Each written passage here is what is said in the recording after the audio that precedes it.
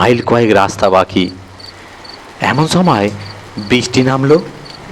ভেবেছিলাম সন্ধ্যের আগেই শান্তিনিকেতনে পৌঁছে যাব। সেইভাবেই কলকাতা থেকে বেরিয়েছিলাম।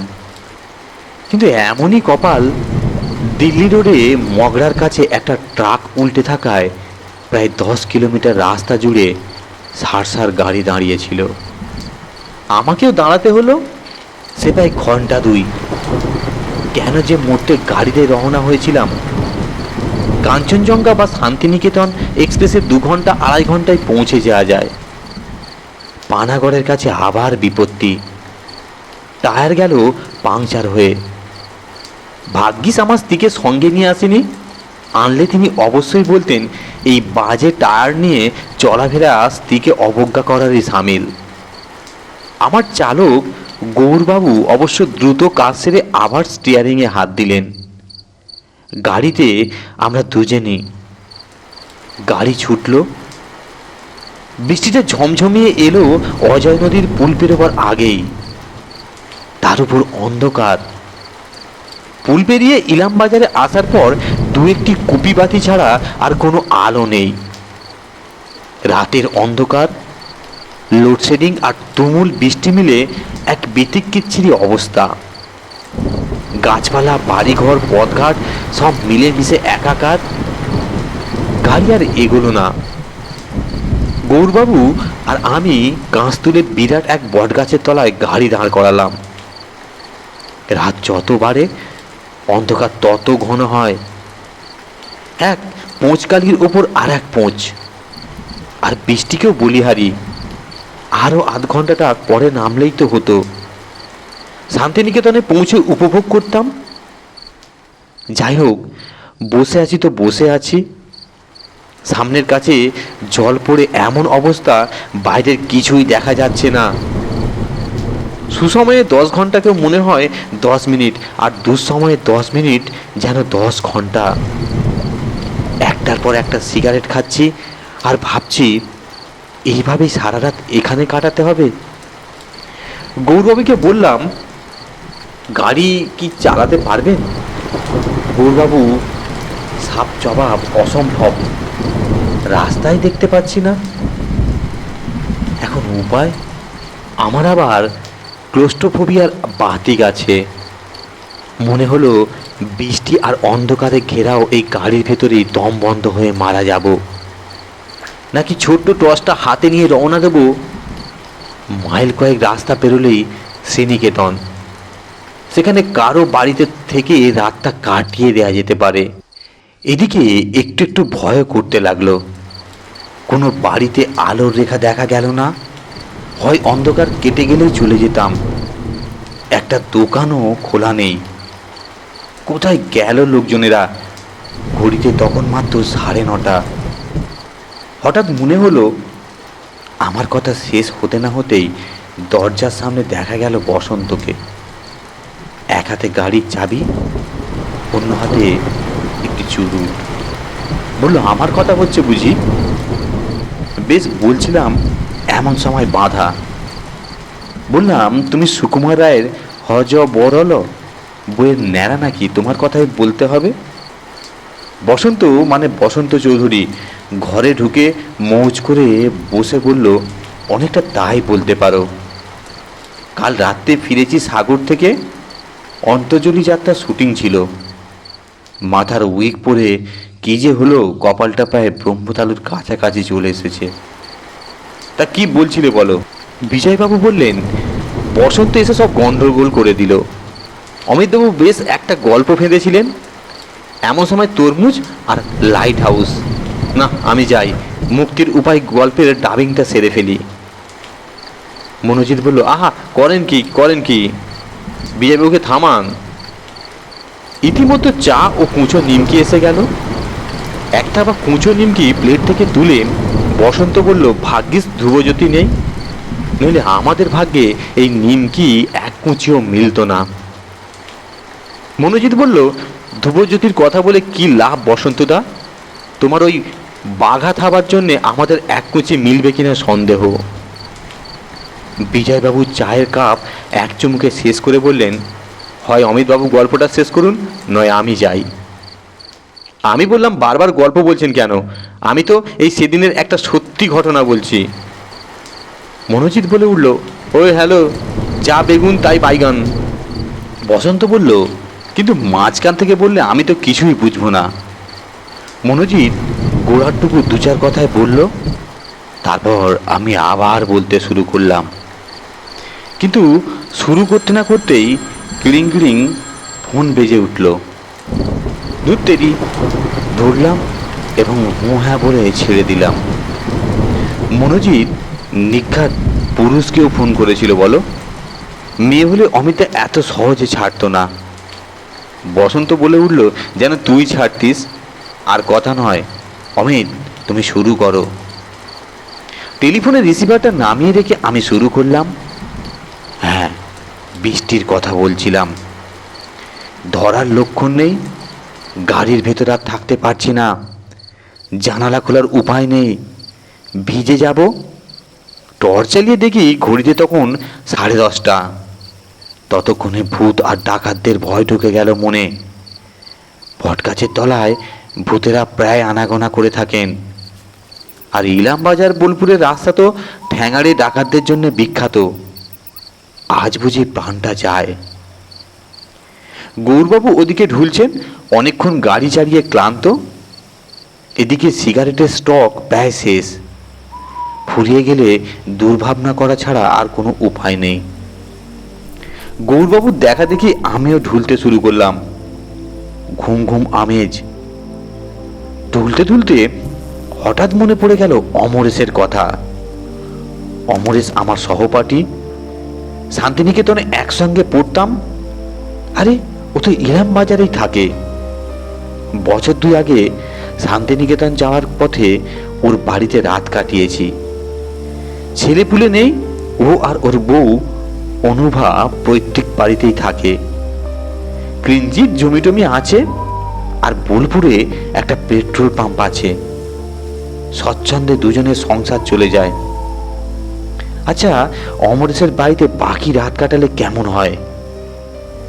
বোলপুর যাওয়ার পথে বাঁ দিকে পাঁক নিয়ে পুরনো নীলকুঠির যে ভগ্ন স্তূপ পড়ে আছে, আর পড়ে আছে 2-4টে খিলান আর ভাঙা দরজা।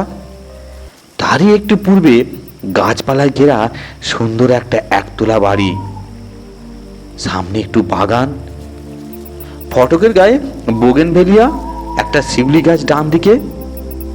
বড় রাস্তার কাছেই বাড়িটা। সব মনে আছে, কিন্তু এই বৃষ্টি মাথায় নিয়ে অন্ধকারে পৌঁছবো কি করে? রাস্তাই তো দেখা যাচ্ছে না, সঙ্গে ছাতাও নেই। থাকার মধ্যে টিমটিমে এক ব্যাটারির টর্চ। হঠাৎ কেমন যেন মরিয়া হয়ে গেলাম। হাত পা ঝেড়ে চোখটা রোগড়ে উঠে বসলাম। না, এখানে বেশিক্ষণ থাকলে দম বন্ধ হয়ে মারা যাব। তার চেয়ে অমরেশের বাড়ি খোঁজা ভালো। যেখানে গাড়ি দাঁড়িয়ে আছে তার থেকে বেশি দূর নয়, না পাই ফিরে আসবো। জামা কাপড় ভেজে তো ভিজুক, গাড়ির ভেতরটা অসহ্য। গৌরবাবুকে ঠেলে তুলে বললাম, আপনি গাড়ির মধ্যে শুয়ে থাকুন, আমি একটু ঘুরে আসছি।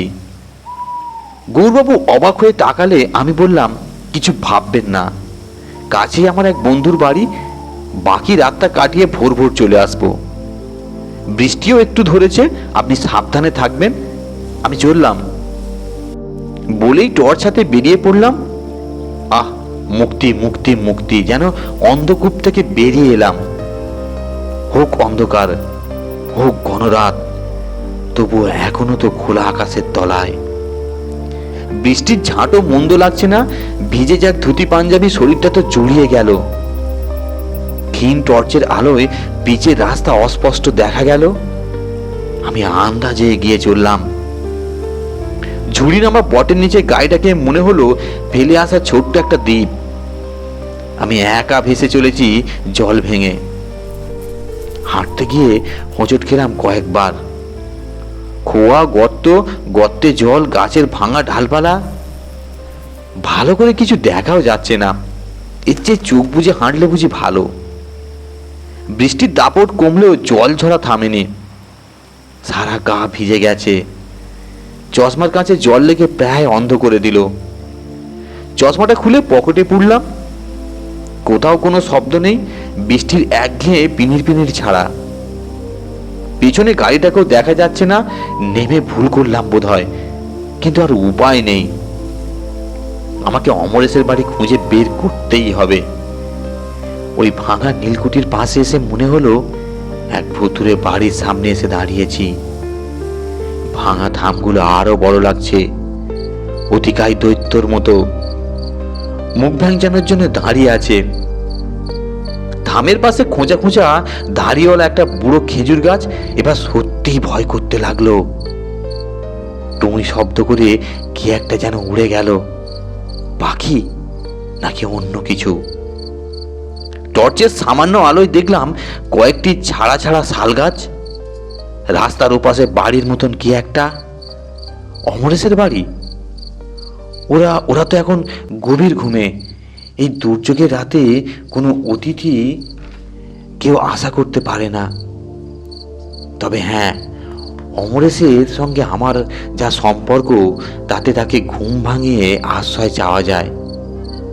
অনুভা শান্তিনিকেতনের মেয়ে নয়, কিন্তু পরিচয় ঘনিষ্ঠ। কলকাতায় আমার বাড়িতে এসেছে কয়েকবার। এই মুহূর্তে আমার চেহারা দেখলে যে কেউ মূর্ছা যাবে। একেবারে ভেজা কাক, না ভেজা ভূত।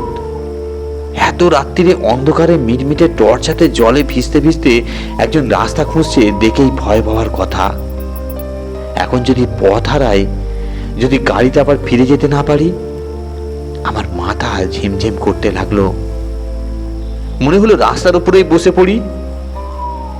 না, এখন মাথা ঠান্ডা রাখতে হবে। ধুতির তলার দিকটায় জল নিংড়ে এবং রুমালে মাথা মুছে রাস্তা থেকে নেমে অমরেশের বাড়ি বলে যে জায়গাটাকে মনে হচ্ছে সেদিকে পা ঘষ্টাতে ঘষ্টাতে চললাম। একটা খোয়ার রাস্তা যে বাড়ির দোরগোড়ায় থেমেছে, সেটা যে অমরেশের বাড়ি তার বুঝতে ভুল হলো না। একটা ঘোরের মধ্যে দরজায় কড়া নাড়লাম। ঠক ঠক ঠক ঠক ঠক ঠক ঠক ঠক। অমরেশ, আমি অমিত। দরজা খোল, দরজা খোল, আমি অমিত রে।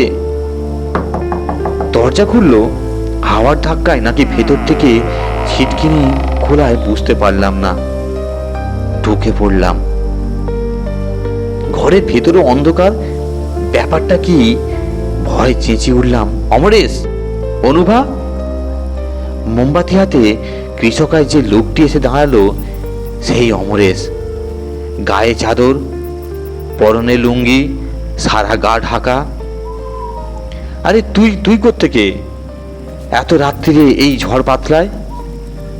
অমরেশের কাঁপা কাঁপা গলা। মনে হলো চেঁচামেচিতে ঘুম থেকে উঠে এসেছে। মুখটা ভালো দেখা যাচ্ছে না। বাড়িতেও আলো নেই, লোডশেডিং। আমি ধপ করে এক চেয়ারে বসে পড়লাম। বস, আমি অনুভাকে ডেকে আনছি।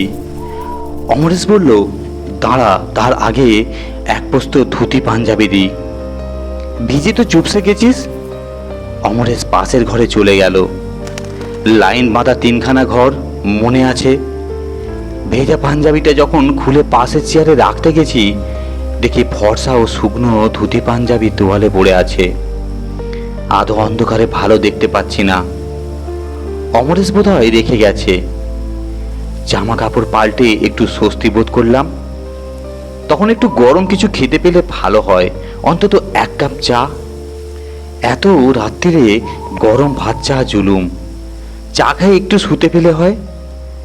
অনুভা এক কাপ চা নিয়ে ঢুকলো, যেন আমার মনের কথা টের পেয়েছে। পেছনে অমরেশ। একটা মোমবাতিতে ঘরের সব জায়গা ভালো করে দেখা যাচ্ছে না। একটা সোফা সেট, দেওয়ালের গায়ে খানতিন কাঠের চেয়ার, লম্বা ড্রয়িং রুমের এক পাশে খাওয়ার টেবিল, ওপাশের ঘরের পর্দা হাওয়ায় দুলছে। দেওয়াল একটা বড় ঘড়ি, টিকটিক আওয়াজ নেই, বোধহয় বন্ধ। অনুভা বরাবরই গোলগাল, হাসি খুশি। অমরেশের উল্টো। অনুভা এরই মধ্যে ফিটফাট হয়ে এসেছে। অমরেশ একটু দূরে সামনের চেয়ারে বসে আছে। অনুভা চায়ের কাপ এগিয়ে দিয়ে বলল, এত রাত্রিতে কি করে এলেন? এসেছেন যখন থাকুন দিন দুই। সেই কবে এসেছিলেন? আবার এই কি ব্যাপার? দুর্গতির কথা সব বললাম। অমরেশ আমায় বেকুবির জন্য গালাগালি দিল। অনুভা জিজ্ঞেস করলো আর কিছু খাবো কিনা, তাহলে সে স্টোভ জ্বালায়। আমি না করলাম, বললাম এই বেশ, এখন একটু শুতে পেলে বেঁচে যাই। অমরেশ কোনো কথা বলছে না। অনুভার গলাও যেন কিরকম ঠান্ডা ঠান্ডা। হরই কথা, যত ঘনিষ্ঠই বন্ধু হোক না কেন, এইভাবে কারো বাড়িতে এলে যে কেউ জ্বালাতন মনে করবে। খটকা লাগলো আরো এক জায়গায়। অনুভা যখন চায়ের কাপ এগিয়ে দিল, দেখি তার দু হাতে দস্তানা। দস্তানা কেন? ঠান্ডার জন্যে নাকি হাতে সেতি টেতি হয়েছে? অনুভার মাথায় ঘুমটা একটু সেকেলে বরাবরই দিয়ে থাকে। চা শেষ করে কিন্তু খিদে বেড়ে গেল। ভাত না হোক একটা ডিম ভাজা অন্তত। অনুভা বলল, দাঁড়ান, আপনাকে একটা ডিমের অমলেট করে দিই, নইলে বাকি রাত খিদে কষ্ট পাবেন। আমি নানা করার আগেই দেখি অনুভা নেমেছে হাওয়া, অন্য ঘরে চলে গেছে। আশ্চর্য, অনুভা আমার মনের কথাই টের পেল। অমরেশ এতক্ষণে মুখ খুলল, বলল, তোকে দিয়ে দেখে কত ভালো লাগছে, কদিন ধরে তোর কোনো কথাই ভাবছিলাম। অমরেশের গলাটা একটু নাকি নাকি, বোধহয় সর্দিতে এমন হয়েছে, কিন্তু চোখে কালো চশমা কেন? হয়তো জয় বাংলা হয়েছে, হতেই পারে। আমি বললাম, অনেকদিন তোর সঙ্গে দেখা নেই, প্রায় তোর কথা মনে পড়ে। পরশুদিন আমি আর সুনন্দা বলাবলি করছিলাম, হঠাৎ এসে হাজির হব তোর ডেরায়। সেই গেলাম, কিন্তু এইভাবে আসতে হবে ভাবিনি। তা কেমন আছিস তুই বল? শেষের প্রশ্নে অমরেশ হা হা করে হেসে উঠল, অদ্ভুত সেই হাসি। এবং ঠিক ওই সময় ঘরে একটা জানালা ফটাং করে খুলে গেল, খুলে গিয়ে দড়াম করে আবার বন্ধ হয়ে গেল। একরাশ ঠান্ডা হাওয়া প্রবল বেগে ঢুকে দুপাশের দুটি ঘরের পর্দা দুলিয়ে দিল এবং টেবিলের ওপর রাখা ফুলদানিটা নিচে ফেলে মোমবাতিটা নিভিয়ে দিল। আবার নিশ্চিন্ত অন্ধকার, হাওয়ায় আর বৃষ্টির দাপানি ছাড়া কোনো শব্দ নেই। গ্যাস চেম্বারে নিয়ে যাবার অপেক্ষায় যেন আমি বসে আছি, হাত পা অবশ, গায়ে শিরশিরানি। টর্চটা জেলে মোমবাতিটা আবার আমিই জ্বাললাম। ক্ষীণ আলোয় দেখি ঘরে অমরেশ নেই, বোধহয় দেশলাই আনতে গেল। আবার ওরা দুজনে একসঙ্গে ঘরে ঢুকলো। অনুভার দস্তানা পরা হাতে অমলেটের প্লেট। অমরেশ বলল, কয়েকদিন থেকে যা, আমরা বড় একা থাকি, একা থাকলে যা হয় সামান্য জিনিস নিয়ে ঝগড়া করি। অনুভার একটা ছেলে বা মেয়ে থাকলে ভালো হতো, বুঝলি? অনুভা বলল, থাক, এই বুড়ো বয়সে আদিক্ষেতা করো না। আমি অমলেট খেতে শুতে যাব ভাবছি, চোখে ঘুম। এমন সময় অমরেশ বলল, আচ্ছা, শুভময়কে তোর মনে পড়ে? তোরা তো খুব বন্ধু ছিলি। রোজই মনে পড়ে, ওকে আজও ভুলতে পারিনি। আচ্ছা, সত্যি সত্যি বল তো, হাবুল মারা গেল কিভাবে? দুর্ঘটনা ছাড়া আর কি বলবো, ওকে খুব মিস করি রে। করবি তো, তোরা তো পাশাপাশি ফ্ল্যাটে অনেক বছর ছিলিস। অনিস তোর ফ্ল্যাটে এসে কিছুদিন ছিল না? Very sad. ও ছিল কিছুদিন, এক অপ্রিয় ঘটনায় বাড়ি থেকে বের করে দিই। তারপর ওর সঙ্গে আর দেখা হয়নি রে। একটা অপরাধ বোধ মনে আছে। মারা গেল আচমকা, অনেক অপূর্ণ স্বাদ নিয়ে, মনেই হয় না ও নেই। আচ্ছা, আমার কথা তোর মনে পড়বে? আমাকে মিস করবি? এবার আমি হেসে উঠলাম, বললাম, কি বোকার মতো কথা বলছিস?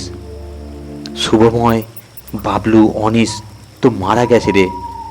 তবে হ্যাঁ, কথা দিলাম, তুই যদি আমার আগে মারা যাস, হা হা হা, আমার কথা শেষ না হতেই সেই একই জানলার পাল্লা আবার মুহূর্তের জন্য খুলে প্রচণ্ড শব্দে বন্ধ হয়ে গেল। বাতি এবারও নিভল। আমার কেমন যেন লাগতে লাগলো। আমি চেঁচিয়ে উঠলাম, অমরেশ! এই যে, এই যে রে আমি। অমরেশ জবাব দেয়, আছি, আমি আছি, বাতিটা জ্বালাই আগে।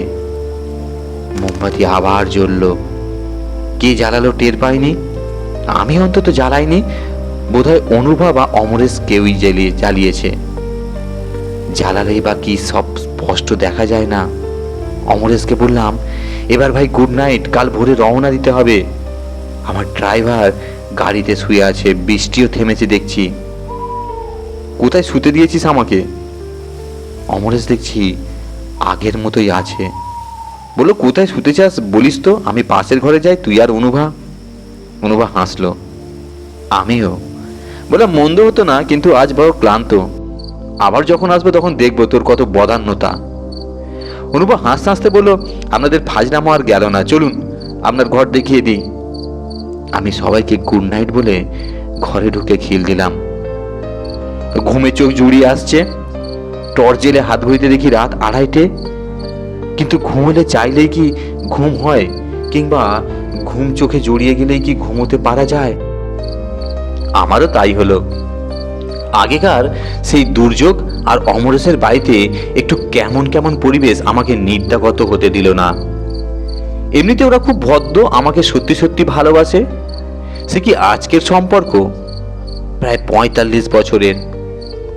মনে পড়ছে অমরেশের প্রেম ছিল শ্যামলীর সঙ্গে, শ্যামলী গুহ মজুমদার। আমরা যখন 3rd ইয়ারে, শ্যামলী 1st ইয়ারে ভর্তি হয়। চটপটে মেয়ে, মুখে খই ফোটে। দেখতে অবশ্য এমন কিছু না, তবে খুব ভালোবাসতো খেলাধুলো। ক্রিকেট বা ফুটবল হলেই মাঠে যেতই। অমরেশ ক্রিকেট ফুটবল দুটোই ভালো খেলতো। মাঠ থেকেই প্রেম, কিন্তু প্রেম থেকে বিয়ে নয়। বিয়ে পাস করে শ্যামলী চলে গেলেন ধানবাদ। অমরেশ বোলপুরেরই ছেলে, দেশ স্কলার ছিল। ব্যবসা টবসায় বেশ 2 পয়সা কামাতে লাগলো বিয়ে পাসের পর। তারপর অনুভাকে বিয়ে। বর্ধমানের মেয়ে, ইলাম বাজারের নূতন বাড়ি, সুখের সংসার। কিন্তু সুখ কি ছিল? অসুখের কারণ কি সন্তানহীনতা, নাকি শ্যামলীকে আজও ভুলতে পারেনি অমরেশ? মরুকে ছাই, বাজে ভাবনায় ঘুমের ভেতরটা বেজে গেল। এবার ঘুমানো যাক। আচ্ছা, ওই জানালাটা বিচ্ছিরিভাবে খুলে বিচ্ছিরিভাবে বন্ধ হয়ে গেল কেন? তা দমকা হাওয়াই হতে পারে। কিন্তু অমরেশ কি ধরনের লোক? শুভময়, হাবলু, অনিল, যে 3 জনের কথা বললে, 3 জনই তো মৃত। তা হতেই পারে আমার মতো অমরেশও ভালোবাসতো ওদের। ভাবতে ভাবতে ঘুম আর এলোই না। কি কুক্ষণেই না আজ কলকাতা থেকে বেরিয়েছিলাম। এখন শান্তিনিকেতনে পৌঁছতে পারলেই বাঁচি।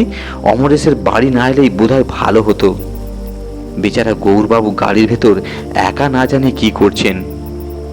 অনুভা যেন একটু কম কথা বলল, তাই বা বলি কি করে? চা দিল, বিছানা ঠিকঠাক করে দিল, মাঝরাত্রিতে আর কি করবে? অমরেশই বরং কেমন কেমন কথা বলছিল। কাক ডেকে উঠল, একটা ক্ষণক্ষণে গলার কা কা। ঘড়িতে দেখলাম 4:30 বেজে। বৃষ্টি নেই, গাছের ফাঁক দিয়ে একটু একটু আলোর আভাস, আবার কাকা শব্দ। বিছানা ছেড়ে উঠে পড়লাম। অমরেশের ধুতি পাঞ্জাবিটা কি হবে দেখি তো, আমার নিজের জামা কাপড় কিঞ্চিৎ শুকিয়েছে কিনা। না, পুরো শুকোয়নি, বিশেষ করে গেঞ্জিটা। যা হবার তা হবে। এ বাড়িতে আর নয়, অসহ্য লাগছে। হাত ভেজা ধুতি পাঞ্জাবি পরেই রওনা দিলাম। অমরেশ অনুভা উল্টো দিকের ঘরে ঘুমোচ্ছে। আহা, ঘুমোক, মাঝরাতে উৎপাত করেছি অনেক। আস্তে আস্তে দেখলাম অমরেশ, কোনো সাড়া নেই। আর একটু গলা চড়িয়ে বললাম, অমরেশ, কোনো সাড়া নেই। অনুভা, অমরেশ, আমি চললাম, থ্যাংক ইউ। সামনের দরজা খোলা, বন্ধ না করেই কি অমরেশ আচ্ছা কাঁচা খোলা, ওই জানালাটাও খোলা। একটা চিরকুটে ধন্যবাদ জানিয়ে, আবার দেখা হবে প্রতিশ্রুতি জানিয়ে, এবং দেখা না করে চলে যাবার জন্য দুঃখ প্রকাশ করে চলে এলাম বাড়ি ছেড়ে। বেরোবার আগে চিরকুটটা টেবিলে রেখে দরজাটা ভালো করে ভেজিয়ে দিয়ে গেলাম। অন্ধকার পুরো কাটেনি, কিন্তু রাস্তাঘাট, বাড়িঘর তো স্পষ্ট দেখা যায়।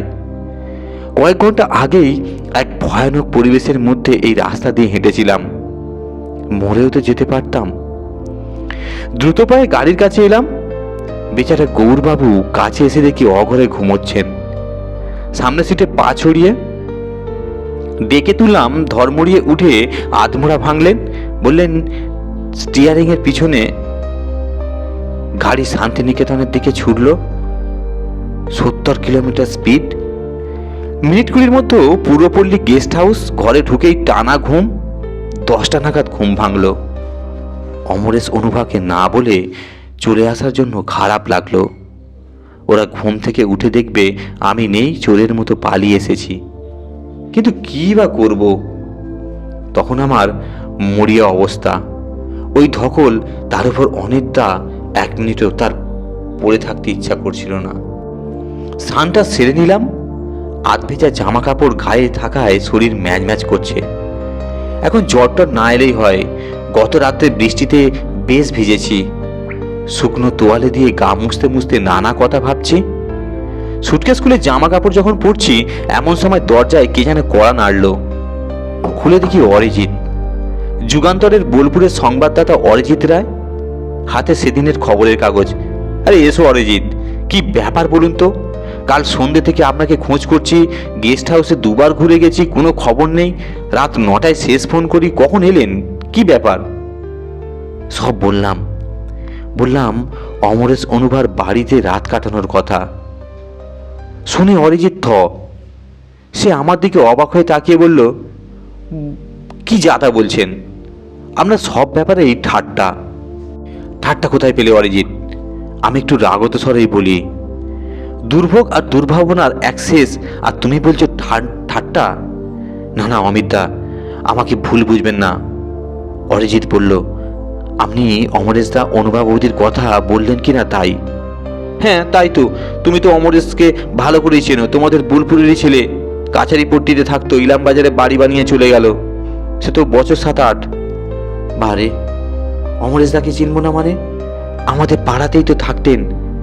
পেট্রোল পাম্প ছিল, রোজ স্কুটারে ইলাম বাজারে আর বোলপুর আসা যাওয়া করতেন। দিন 20 আগেই তো ঘটল সেই ঘটনা। দুর্ঘটনা? সে আবার কি? ও, আপনি খবর পাননি? অমরেশদা তো আপনার সহপাঠী ছিলেন শান্তিনিকেতনে। হ্যাঁ তা তো বুঝলাম, কিন্তু ঘটনাটা কি বলো তো? সে এক বিতিকিচ্ছিরি ব্যাপার। অনুভা বৌদিকে নিয়ে অমরেশদা বোলপুরে এসেছিল, বিয়ের নিমন্ত্রণ ছিল। ইলাম বাজার রওনা হতে হতে রাত 11টা। রায়পুর পেরোতেই এক লরির সঙ্গে ধাক্কা। উফ, সে কি ভয়ানক! তারপর স্কুটার ভেঙে চুরমার, লরি ড্রাইভার বেপাত্তা, দুজনের ডেড বডি পাওয়া গেল জঙ্গলের গায়ে রাস্তার ধারে। ওদের তো ছেলে পিলে নেই, আত্মীয় স্বজন কোথায় কে জানে। পুলিশ বাড়ি সিল করে তালা মেরে রেখেছে। কি সব বাজে কথা বলছো অরিজিৎ? ছি, আপনার সঙ্গে বাজে কথা বলবো কেন? তাহলে আপনি অমন করছেন কেন অমিতদা? শরীর খারাপ হলো নাকি? আপনি জানতেন না ব্যাপারটা? যুগান্তরেই তো বেরিয়েছিল, নামটা অবশ্যই ছিল না। লরির ধাক্কায় 2 স্কুটার যাত্রীর মৃত্যু বলে খবরটা ছিল 2-এর পাতায়। আমার গলা শুকিয়ে যাচ্ছে। 1 গ্লাস জল এনে দিতে পারো? অরিজিৎ জল এনে দিল। আমি জল খেয়েও সুস্থ বোধ করলাম না, মাথা চক্কর দিতে লাগলো। অরিজিৎকে বললাম, তুমি যাও। মনোজিৎ বলল, আমরাও যাই। অমিতদার যত কাণ্ড, এতক্ষণ বসিয়ে শেষে কিনা এক ভূতের গল্প শোনালে। বিজয়বাবু বললেন, ভূতের গল্প ঠিক নয়, একটু ফাঁক আছে। মনোজিৎ বলল, ফাঁক আবার কি?